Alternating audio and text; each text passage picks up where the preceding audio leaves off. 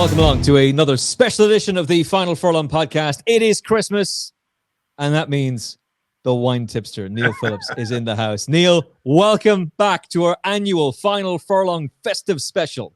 It's great to be here, man. I've worn a bright shirt. I miss it. You know, you're looking very, very Christmassy. I've gone for the sort of bright angle here, but it's great to be on, my friend. It's great to have our annual Christmas chat. Lots of great racing to look forward to, and we've got some. You know, this time we know you love sparkling, so we've got some bubbles, we've got some wines to taste, and everything. Yeah, so you've been incredibly generous. Neil has sent me a boatload of alcohol. I mean a boatload of alcohol. Now, can you explain what this is, Neil? Well, I'll tell you what. That's a hey. Look, this is rosé, and this is from Chepstow. So they produce Whispering Angel, and you get Rock Angel as well. So you've got one of each of those from the wonderful people at Chepstow. And in actual fact, Guy Sangster, who runs the operation in the UK, has organised everything that. So you can thank Guy for that as well.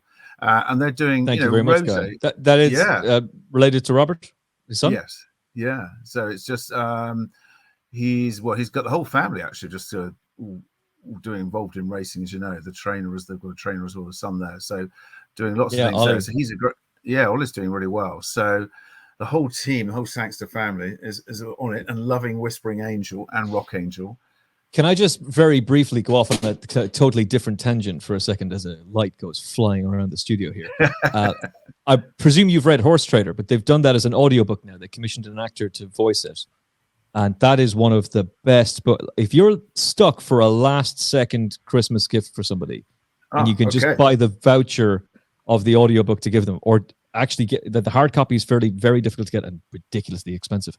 But that book itself, Horse Trader, is one of the best books you will ever read on racing. And it's all about Robert Sangster, John Magner, and the late, great Vincent O'Brien, and their takeover of equine dominance, but the heady days of Ballydoyle and Coolmore, how it all came to be, heading to America, investing in Northern Dancer stock, bringing them to Europe, how people just were raised eyebrows and scoffing at them, and then how they dominated. It's a fantastic read. But the audiobook I'm going to listen to over Christmas, and I'm very, very intrigued to hear that as well. It's a fabulous, fabulous book if you're looking for something to... If you're looking for... Just treat yourself as a racing fan, Horse Trader, highly recommend. If you're stuck for a last-minute Christmas gift, and maybe that certain someone that you have to buy for would be not impressed with alcohol, as Neil and I get stuck into alcohol in this show, Horse Trader would be the recommendation for sure. That's a great shout, Emmet. I'll tell you what, actually, there's...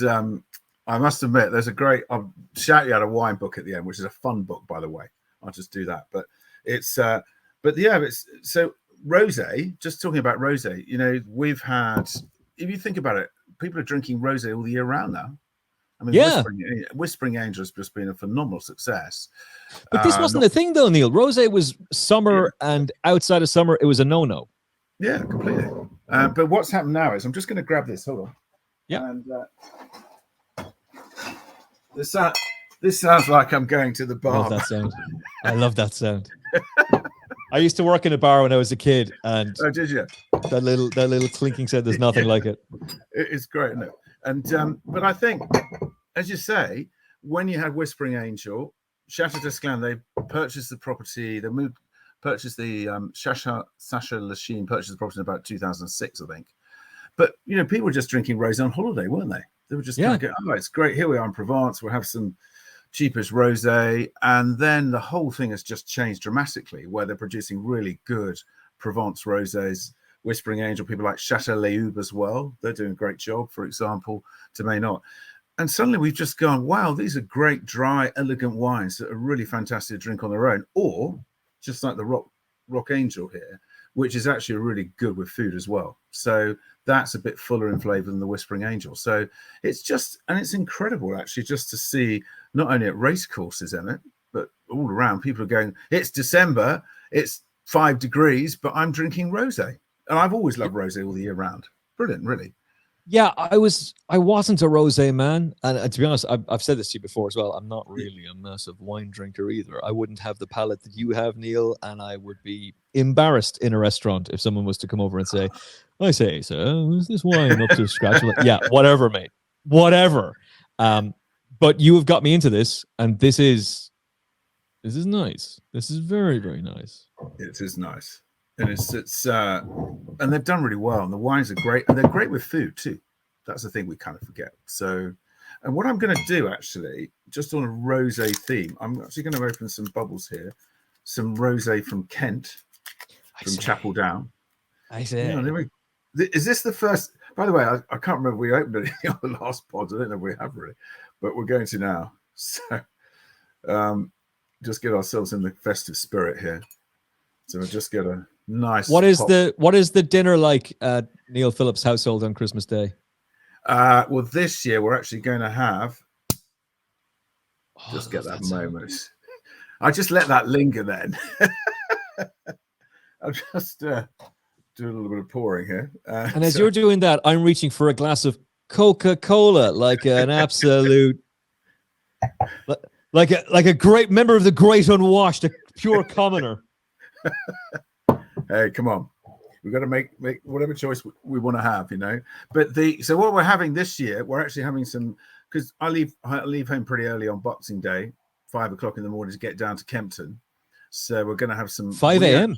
Yeah. I'll get up early and get off down from the Cotswolds to Kempton. So I'm there on course. I need to be on course about 7:30, really. So I'll be down for that. So lunch, we've got a massive smoked salmon to have this year. So we're going to have some rosé with that. I've got some Chardonnay lined up as well. But what we're also going to do is my wife and I, Louise, we always have a bit of a mini celebration on December the 23rd, because if I'm getting up really early, so I just have a couple of glasses at lunchtime. So clever. Yeah, so do that. So we've actually got some other wines lined up in actual fact as well. So, but I've got the Rock Angel ready to have with this smoked salmon, which is absolutely going to be absolutely gorgeous. So, and then we're going to have some meat on, 23rd. I mean, I've got I'm going to just show you this actually, because this is a bit of a side thing here, but Kendall Jackson from California, owned by it's Jackson Family Wines. So it's Jess Jackson and Barbara Bank with all the famous horses they've had in the Breeders' Cup.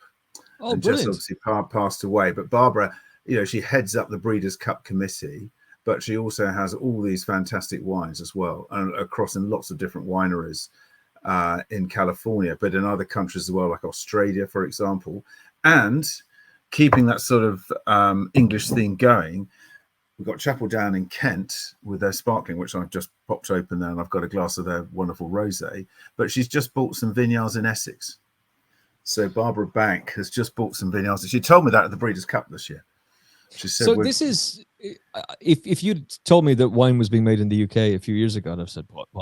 You automatically assume France, South Africa, Spain for Rocca. But it is becoming, Susanna Ritchie has a vineyard as well in the UK. So it's becoming much more of a thing in Britain.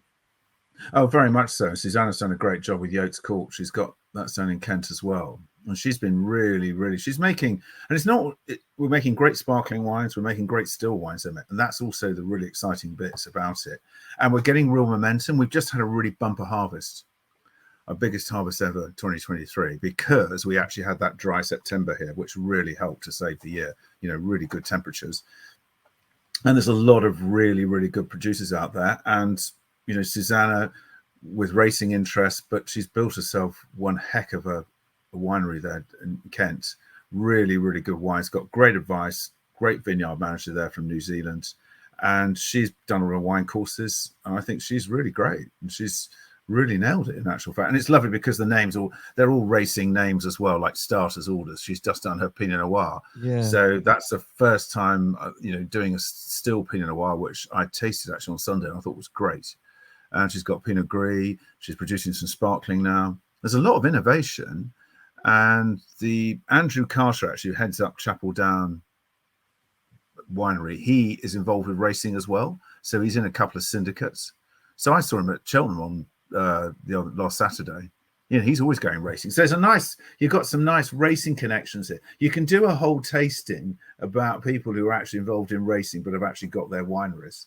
And, it's quite a thing, really. And Lady Bamford, Soul Sister, they own Chateau in Provence. So you could do a whole range of wines, really, with ownership links. I didn't know Lady Bamford has a vineyard. Yeah. So so they've got Provence as well. So they've got Chateau, which is also really, really good, like Whispering Angel and Rock Angel from Chateau d'Esclans. So they're also part of that whole piece of making really fantastic rosés that people just go, this is brilliant, So before I ask you for your thoughts on the King George, most people are going to be having the turkey and ham for Christmas dinner. Now, I'm going to be completely honest with you, Neil. I despise turkey and ham. I've always hated it. I love Christmas Day. Never liked turkey and ham. And when I'd be home for Christmas, we switched to lamb. Like for years, it was lamb was the main meal on Christmas Day. And a few years ago, my girlfriend at the time was coming here. She wasn't here in the morning because she was with her family, but she was coming in the evening for the actual dinner. And my mother made this beautiful meal, turkey and ham. Turkey and ham. And I was like, oh, what the no! All the wine was drank that day. But for those who are going to be having, turkey and ham, and this year, I'm not a very good cook. I can make a mean steak by just putting it in the George Foreman for 4 minutes, medium rare. Thank you very much. That'll do. Real simple. And you can buy all these lovely side dishes in Dunnes Stores, Tesco, wherever. Although I presume there's going to be just a war of elbows and fighting amongst people over the next few days. But unfortunately, Mam's going through treatment again. So no cooking for her and everything as easy as possible for her. So probably steak for Christmas dinner, maybe a bit of lamb. We'll see. I haven't fully decided as of yet. But for those who are going to be having the traditional turkey and ham, what is the wine that really enhances that? If you're going to have you're going to have quite a roast with a turkey. You're going to do that, so you've got big flavors, with your roast potatoes, roast vegetables, and so you probably need something pretty muscular there, like a Bordeaux, which is really good, and you can get some good value Bordeaux out there. Also, you might decide what you want to do. And actually, I've just got a bottle. I sound like I've got loads of props here, by the way. It's because he does. He's literally the wine tipster. There's just wine for everywhere he goes. The whole office is full of, unsurprisingly, it's full of wine, but I'm giving it up because you there's a few papers in here and stuff and racing posts and what Listen, Neil, every time you go out, it's to a race course or to a vineyard, hanging out with people who are either making wine or drinking wine. It's the life. It's the life. It is the life, and it's a brilliant life. So that's I did sound like one of those programs then. I just realised that. But anyway, can't believe I quite did that bit. But anyway, I've done it now. I've done it. But hey, come on. You've talked to me about Shiraz before. Yes. Yeah, you like Shiraz. So I've got this Wynn's Coonawarra Shiraz here. And I love Coonawarra, Southeast Australia, making fantastic wines, great Cabernets down there, Cabernet Sauvignons down there as well. So something full body like this would be great. So you've got either something from Bordeaux, something pretty muscular to go with a turkey, all those big flavors you got from the roast as well. Or I'm actually just going to do this because I've got this on the desk at the moment as well, because I just showed you the white from Kendall Jackson. But just to give you an idea of a Cabernet Sauvignon, big, bold flavors there as well would be good. If you're just going to have like Boxing Day, cold turkey with some ham, which I know you love. Cold turkey for other reasons if my nap of the Christmas racing gets beaten. Oh, no. This is all getting so motivational, isn't it? But gamble responsibly, kids. And obviously, drink responsibly. Are we supposed to do that on YouTube? Are we supposed to say, obviously, over 18, blah, blah, blah? I would have thought everybody knows this anyway. Well, drink responsibly, gamble responsibly, and then once the moderators move out of the room, do whatever you want. It's a free country. I'm going to tell you. In moderation. In moderation. I'm going to mention something. Right. Talk about, I just mentioned from Susanna Ritchie, Pinot Noir, a lighter style of red, as you know, very versatile. And if you're just when you're just having some of those lighter dishes, Pinot Noir is fantastic for that because it's so versatile. And certainly if you're having some of the vegetarian dishes as well, let's say, doing a mushroom-based dish, for example, I think Pinot Noir is great with those sort of dishes, really. And that is a sort of great variety, I think, is a sort of great variety to have in the house, really, because it'll please a lot of people. There you go. So that's I'm just going to mention one other thing. I mean, two things. Because these folks here, just on still wine, you just mentioned one grape variety, white grape variety, that's good. And is also that they've got great sparklings here, Chapeldown, but they've also, there's a great variety called Bacchus. Look at him. And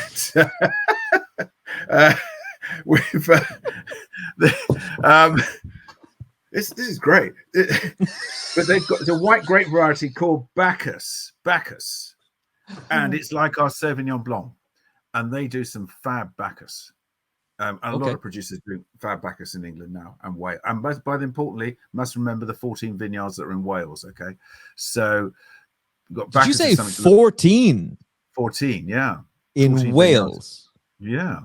Yeah. So I always thought that you needed sunshine and rainbows and lollipops in order to properly have a vineyard. That was the whole appeal of the south of France. That was the whole appeal of South Africa. That was the whole thing of California. It ain't sunny in Wales. So how does that work? That sounds like a song, by the way. It ain't sunny in Wales. It ain't sunny in Wales. Get your rhyming couplet ready for that one. I'll just fire up a Shane McGowan song. God rest him. This is gonna be a crazy one. It is going to be crazy. Look, one of the things you think about Champagne, northeast of France, cool climate. And we've got certain grape varieties that will work well here in a cooler climate.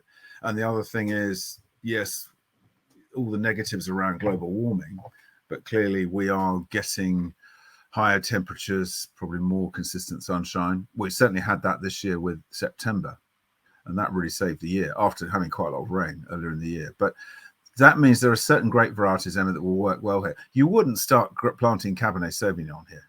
You've got no chance because you're never going to get enough ripeness, and it's going to be tannic. Whereas something like Pinot Noir, which is low on the tannins, that grip there is really starting to work well, particularly in Essex, in actual fact, where Barbara Banks bought those vineyards. I think there's a lot of excitement about Essex, and it's not just, we talk about Sussex and Kent a lot because of the bubbles and because of the chalk and the climates.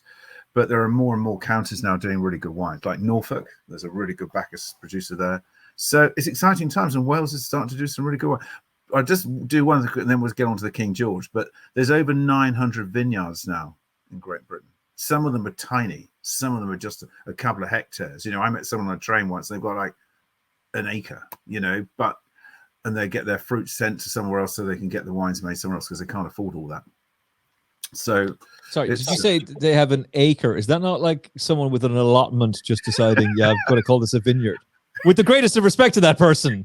Yeah, they've worked hard for that. But yeah, I mean, it's just stomping on the wine in some barrel and an acre and an allotment somewhere. Well, you got, there's an important allotments, I've just got an image of Del Boy in an allotment. I think there's Peckham wine, Peckham Springs water, and Peckham wine. I think there's an important book coming out here called Important Allotments or something. But actually, so what they'll do is some people they've got jobs and stuff, but let's say they've got a couple of acres, and they've identified which varieties work well there, and their fruits they can actually send to someone else to make the wine for them because they can't afford all that other stuff. Yeah. So you've got, or they might get, because there's still quite a system here, like in other countries, where you will send your fruit to somebody else to make the wine because it costs a lot of money to have all the production facility. So that's how it works in a lot of places. But it's amazing now, and actually the continued growth from some very small vineyards to some really big stuff with Nye Timbers of this world, obviously Gusbourne, people like that. And I just like the combination of what we're doing with sparkling and still now. It's good, very exciting actually. And so keep trying, folks. And anybody who listening over in the UK, in England, Wales, please help with the harvest next year. Go and help pick the grapes because they never get enough pickers. So there we go, Emmett. You know, this is what's going on. I can't let that go and not say Brexit means Brexit, and then that's what happened. Anyway. Yes. I'm sure that was the case. Just before we go, let's just mention, you know, in terms of responsible drinking, the fact there's more and more good non-alcoholic products out there.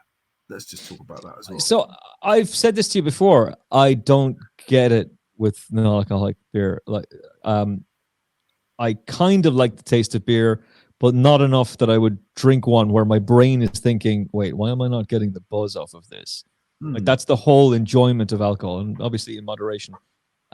It's not a thing for me, but I have friends, John O'Sullivan in particular, shout out to Joss, his first Christmas with his lovely wife and kid this year, loves non-alcoholic beer, like almost obsessed with it. So for someone like him, how much better is that now than it was 10 years ago? Because it just seems as though every time you walk into a shop, there's more non-alcoholic brands. Oh, it's miles better. It's just so much better. And not just with the beers. I mean, I think Lucky Saint's good. I think they've done a good job with that. Really good job. I've got some Lucky Saint at home. But also the choices outside of that, even with some of the wines, when you've got to bring it right down, because there's Wild Idol Sparkling, that's 0 alcohol. There's absolutely no alcohol in that whatsoever. So and that's at the Jockey Club racecourses. Somebody says, and I remember someone saying this to me, I mustn't have any alcohol, not even 0.5%. So you're answering that question and doing that. And they were like, great, this is good, you know. But also the mocktail. There's more alcohol in mouthwash than there is in that. That depends which mouthwash you use. But I mean, you know. Of course it all, the choice of champions. Yeah. But the other point is just in terms of creativity now, mocktails and what some of the cans as well you've got. And I'll mention a couple of people as well, like Duke's Cordialities, because they've got this sort of the cider vinegar. They've got lots of fruit, herbs, and spices. They come in a can. They're sparkling. They've got a rosé and white and red. I think they're really good. And there's a drink which you mix with soda water called Botivo, and that's just got all these lovely herbs and spices. And you serve it like having a sort of gin and tonic, really. And I think it's great. Class. So, you know, it is class, and the packaging looks good, and it's just progressing really well now. So you know, there's more choice. It's better quality. That's the thing. I'm gonna have to ask Trish, do we have to upload this as this is for over 18s only? And I don't think we do have to, but we are now going to switch into the conversation of alcohol, drinking, what's the best wine to be having with your Christmas dinner? When is it socially acceptable to drink rosé? Anytime, baby, anytime. Yeah. And now gambling, another vice, which of course we love, but is under pressure in the UK. But never mind all that, because we got the King George, which one of the first times I spoke to you on the show, you were telling me that when people would be coming to your house when you were a kid, your house would be a hive of activity. Nobody in your home had any interest in racing except for Neil Phillips, and nobody was allowed to go anywhere near you in the sitting room because you were sitting in front of the King George and nobody could change that channel. No. You were in control of the TV and in control of the racing.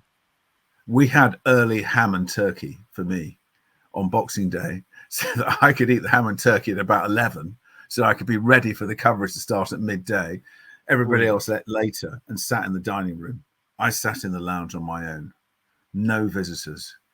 Marvelous experience. And that's why you can come in and watch it, but you cannot interrupt. I didn't even like them watching as well, really. So, you're like the grumpy uncle. But I was. This is 12-year-old. My telly. Yeah, this is my time, you know. But it's always been a special day, and that was always a day I really look forward to as part of my, you know, as a kid, my Christmas was that. What's your favorite King George memory? Oh, I suppose Desi, really. I know that's a pretty obvious answer, but you just have to think about the response of everybody to Desi, really, and the way the crowd reacted. I actually think it was really emotional with him, you know, and the way he was, some of the jumps as well, and his character. And I saw Desi later when he was in retirement, actually. So that was really a big thing for me. I have to say. But obviously, people, Wayward Lad, great horse as well. So I always remember that time when Barton Bank obviously went at the last, and that was when he would have won and things like that. So, but great. I love Desi, really. I love the way he jumped. It was brilliant to watch. Before my time, but I'm fascinated by the history of racing. I've watched back all those old races, and they're fantastic. He was. I'm reminded of Norton's Coin winning the Gold Cup. Obviously, a very different time of year, but everybody was on Desi expecting him to go and win, and this 100-to-1 outsider comes flying along and does the whole lot of them. But there was something very special about him. Look, for me, it's very obvious. My one, it's Cotto Star. But as I say that, was it Gavin Lynch tweeted out the other day? Somebody, it might have been. It was Gavin. Gavin tweeted out the video of Archibald winning the Christmas hurdle, beating Rooster Booster. I saw that. And I remember where I was for that. I was in Bollard's Pub in Castlecomer in Kilkenny, St. Stephen's Day. Friends of mine, we'd be out like 11 o'clock in the morning on the beer straight away, sort out the bets.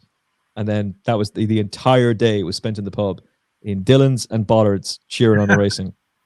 And we were up to our eyeballs in Archibald. Like, he couldn't get beaten. It's just a matter of how far does he win by. And there was a girl with us, a very good friend of ours with us. No interest in racing, no interest in betting. She had 20 quid on the Archibald Kicking King double. And she's losing her mind as they come around the final turn. Doesn't understand racing at all, has barely watched it in her life. She's like, what's he doing? Why is he so far back? This doesn't make any sense.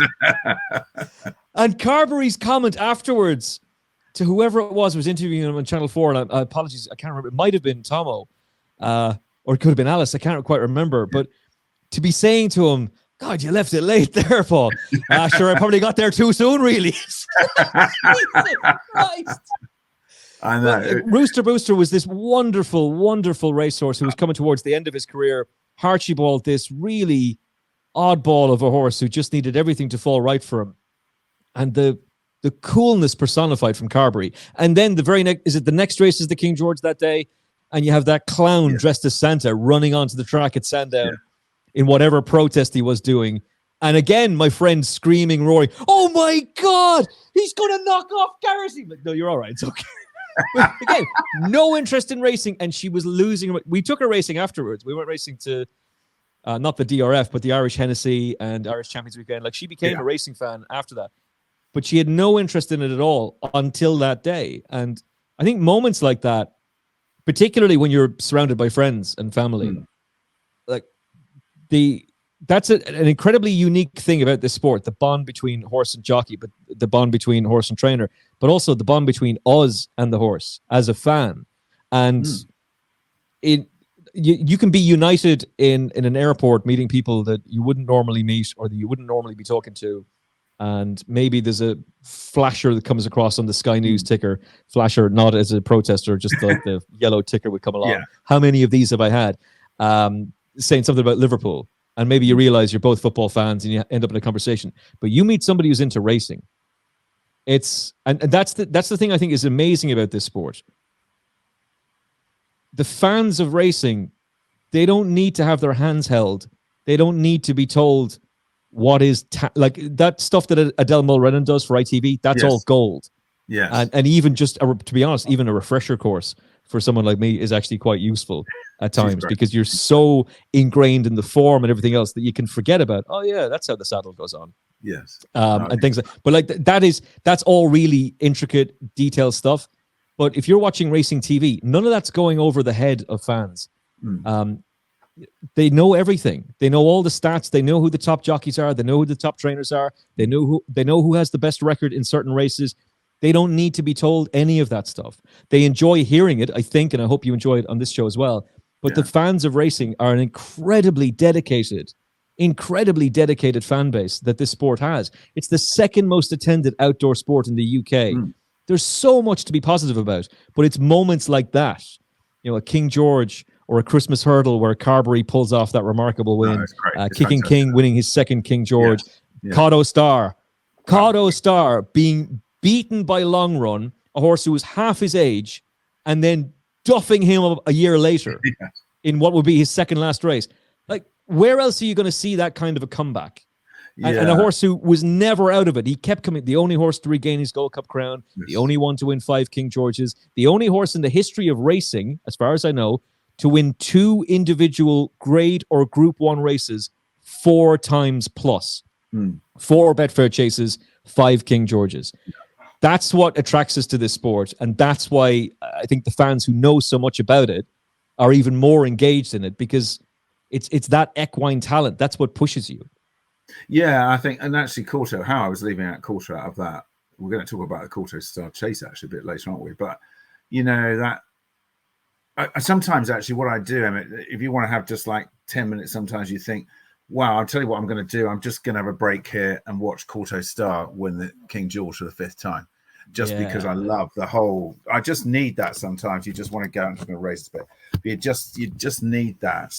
And that's why I like to look back. And actually I watched that Archibald clip the other day, you know, and it's brilliant to watch. I've rewatched it quite a lot now, because sometimes you need that fillip, don't you? Just rewatching some of these great races. And I do think, you know, just going back to being at the King George, you know, it doesn't matter. It's a great to be there and be part of it. And it's going to be really special this year. And it's great to be involved and be in the panoramic restaurant presenting, but to be on course and pick up that atmosphere. And in actual fact, what happened a couple of years ago, when was it Tornado Flyer? I think Tornado Flyer won the King George at 28-1 or price like that. Yeah, we tipped him on the show.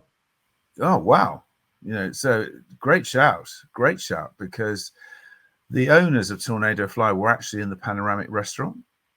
And they and it was great, because what was really they actually watched the race from within the restaurant, which was unusual. What? They must have thought they had no chance. Nice day out. We'll have a nice meal with Neil. Oh, crap, we've won. Yeah. It was lovely people, really lovely people.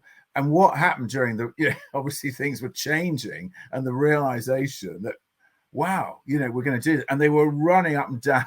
They were right in the front row, right up against, because it's on 3 tiers, the panoramic restaurant. They're right down the front, and they were and everybody was cheering them.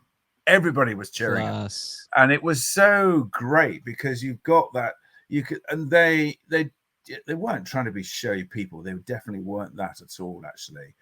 But they were obviously surprised. They went down. They had their ITV coverage, and then they came back up to the restaurant with the trophy. And then we just sat filled down it with champagne, and everybody had a drink. And what was great was they just sat down at the end of the day. I remember having a chat with them. They said, wow.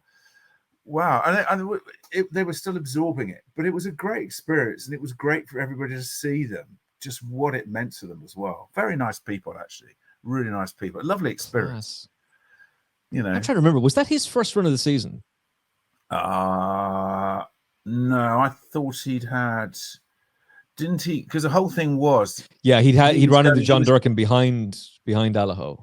He had a prep run. Yeah, he was going up in trip, wasn't he? I think there was a thing he wouldn't necessarily get the trip. I think there was something about that, wasn't there? Well, he'd been beaten in the Irish equivalent, the Savills, the year before, but there was a reason for that, and I can't quite remember what it was now. But I remember, I remember us being. That was an open King George, and it was a King George that was there for the taking if something could step up on the day, and he just appealed as one that was overpriced. Which the problem with this year's renewal is it's such a strong renewal of the race that trying to find something at a big price is a little bit difficult. I had Shark Hanlon on the show during the week, and really like Shark. He's a fantastic character, but he's also a very, very talented trainer. And Hewick has got serious chance, major chance of at least placing. Yeah, sure. Whether he can win this renewal, I'm not so sure. But these aren't bomb-proof. Like, Allaho comes into this with some big questions hanging over his head. He's definitely one of the highest-rated horses in training. He is ideally suited to Kempton in terms of his running style, the fact that he's a bold, jumping front runner. He's basically made for Kempton. If any of these horses was made for the track, it's him. Brave Man's Game obviously loves it. He's a Cotta Star Novice Yes. Chase winner and the defending Yes. champion. Yeah. There's a question mark hanging over him as well. The question over Allaho is this the same horse that was winning and crushing in 2021 and 2022? Yes. Sure. There's no positive about a horse missing an entire season, even if it wasn't a physical issue. It's still a year off the track. There's nothing good about that. But he won't bounce because he didn't have a hard race and he's come back and he's had plenty of time to recover from it. So the problem there with him, I think, to my mind anyways, is price. Brave Man's Game. Maybe it's not that he had a hard race in the Gold Cup. Maybe he really did just hate. Like Timeform called that ground at Wetherby heavy. Sure. Racing Post say soft. Well, if it was heavy, yeah, he probably wouldn't have liked that. And he made the mistake at the last. The Betfair Chase I find harder to forgive him, though. Yes. Unless it's the case of that he just doesn't really like 3 Mile 2. And that's what caught him out. But what's your take on those two before we get to Shishkin? Well, I think because I rewatched the Gold Cup, actually, this year's Gold Cup today, with Brave Man's Game, and just wondering whether he really quite gets the trip, actually. I just wonder, looking at that race. I mean, he ran a great race behind Galopin Deschamps, but I just felt that GDC today is going away from him at the end. Yeah, exactly. Yeah, he is, and that's the whole thing. And that's what I sort of picked up today when I was wanted to watch Hewick as well, just see how he'd been going, obviously before his fall. But I then focused on Brave Man's Game, and I thought it was a good run. But I just wanted Galopin Deschamps was going away, but I just wanted Brave Man's Game. We've seen so many horses jump the last at Cheltenham, haven't we? And then they're running out of petrol on that last furlong, aren't they? And I think he was doing that really. But you just wonder, because horses coming back to Kempton in this race have a good record, don't they? And you just wonder, will he come to Kempton and shine again, Brave Man's Game? But I do agree that his last start was surprising about how far back he was. And I have to say that has put me off him, really, because I'm just worried that, is he really going to come on? Is he going to be able to reproduce just coming back to Kempton, really? Which makes the race so fascinating. Because, as you say, Allaho is a price that looks too short. And he could just turn, I mean, looking at his winning distances previously, he could just turn up and do it, couldn't he? But there is that question because of having that time off, really. And then there's also there's a slight question mark about what he's been beating as well, because the Punchestown Gold Cup is a really impressive performance. It was one of the most impressive performances of any staying chaser. But he's beating Clan de Sobo, who was having his last race. Album Photos, second last run. Fakir Duderi. Yeah, that season he'd been good, but he was woeful last season, and it was lapped in a handicap the other day. There were positives from Fakir's run, but let's not pretend that he's still a Grade 1 performer. He's not. But that you could argue that's just being hypercritical. The Racing Post rating, the time formatting he got, the time, combine all of those things together. It's a laughably low top speed figure, 96. It's a laughably low top speed figure on his comeback, 24. But in the Ryanair Chase, it's 74. In the Kinloch Bray before that, it was 74. Like, that stuff reads very well. His RPRs read very well. And there's even the whole fact of, look, is it a tip that he's going over? Now, I just wonder how much of this is... I'm a little bit confused with Allaho in that I can't find any record of Willie Mullins mentioning the King George this season. Yes, last year, but not this season. The Thompsons, on the other hand, they were talking about it. They told Dave Yates after he won at Clonmel, oh yeah, this is the target. We're going for the King George. Yeah. But was Willie just keeping that quiet because he wanted to see how the horse came out of the race? Or has his hand been forced? And as for Paul Townend going over, of course he's going over. It's the King George. Yeah, exactly. It'd be madness if he didn't go. Oh no, he was going to do that. I don't know, really. I just think I wonder if they've just seen how he's come out of the race, really. Because, as you say, Willie's not. It's more than likely that. Yeah, he hasn't thought about it and how the race has sort of shaped itself up. Where else do you go? I mean, that's the thing.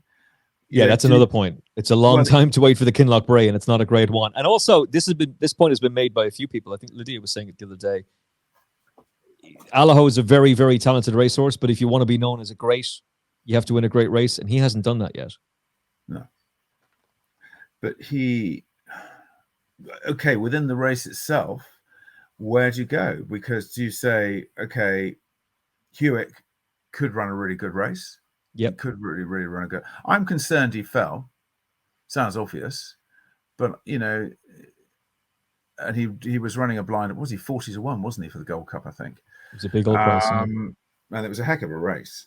But I'm concerned he fell in that, and I know it's amazing after that fall, the way when he turned up at Sandown to win at Sandown, the way he did was really, really impressive, actually. Yeah, and that was a brutal fall.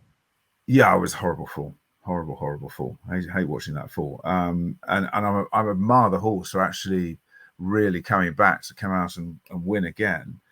And clearly he was disappointing on his start. Was it last August, wasn't it? Just Shark is fairly adamant he shouldn't have run him. Yeah, he's been saying that, hasn't he? So, and he's had breaks before. But I just wonder. I mean, let's talk about Shishkin. Because obviously it never looked like he was going to start at Ascot anyway, even before they lined up, because he was out the back and it was already looking a struggle, and you could tell it wasn't going to happen. Is he just going to turn up and go, no, thank you? Or if he's decides he really wants to do it, then some people are going to back him, aren't they? Because they're going to think, well, he might just do it, actually. Well, I think there's a very strong argument to be made that he's the only value left in the race. Like Hewick was 33s when I had Shark on the show on what day? Tuesday. That's all gone. Allaho was 7-2 last week. He's now 13-8. Even Brave Man's Game is closed in today after Jerry Colomb was rerouted. He's gone from 11-4, which you could make. I was very close to backing him, close to backing him, and stopped myself. And I don't regret not doing it, but you do look at 9-4 and just think, yeah, well, any appeal of backing Brave Man's Game is now gone because he's shortened in price, which then pushes you towards Shishkin. And I don't know if I came around to him because I think he's the best value in the race, but I'm reluctantly backing him. I don't think this horse should be 11-2 ever. Well, I know that's the whole piece, and that's where he is so tempting, really, because he's where I'm not sure because he could just cruise up here if he's got his mindset on. He just could really say, well, thanks very much, I'm going to do this today.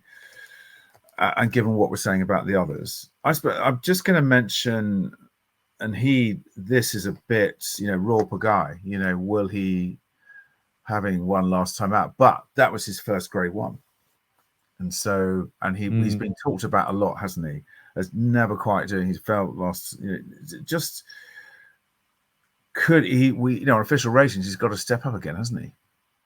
He's got to step up on everything. Yeah, and I just wonder, has he come of age? But he's 9 years. He's 9 years old. That is not. There's only been one 9-year-old winner in the last 10 years. So, I just was trying to look at his price actually, but I think Shishkin is. He could just romp. He could really turn it on. Yeah, I'm of a similar mindset.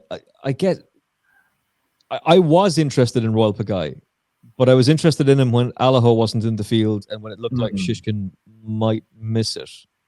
Now that those two are in there as well, I don't see it. Like he was beaten 14 lengths in the race last year by Brave Man's Game, and then somehow beats him at Haydock. I don't think Kempton will suit him in the way Haydock does, and I don't think this race will set up in the way that the Bedford Chase did. Yeah, he was really. I really liked his performance up there. It was very good. Whatever you might say that Brave Man's Game maybe was not, for whatever reasons, wasn't right there, but you had to say the way he sort of went away at the finish and it was impressive, and it was something different from him. Did you happen to see Paul Nicholls' comments this week? No, go for it. So I'm paraphrasing now, and it's entirely possible that I'm reading way too much into this. Okay. But I almost thought he was trying to get the excuses in now. Okay. And that excuse is, I didn't want to run in the Bedford Chase. I did not want to go there. The owner did. The owner pays the bills, so we went, and we got beaten.